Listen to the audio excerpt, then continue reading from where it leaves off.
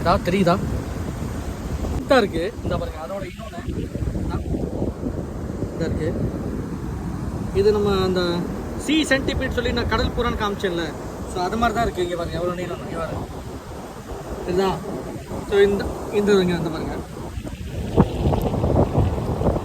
சரிதா. இது என்னென்னே தெரியல, பயங்கரமாக இருக்குங்க. எப்படி ஊறி போது பாருங்க. கடல் புறா மாதிரி தான் இருக்குது, பட் ரொம்ப லென்த்தாக இருக்குது. இந்த பிரிட்டிஷ் ஸ்டார் ஃபிஷ் இருக்குல்ல, இதுக்கு நடுவில் தான் இதுவும் இருக்குது. இது கூட தான் நிறைய தெரியுது. பாருங்க தண்ணியில் விட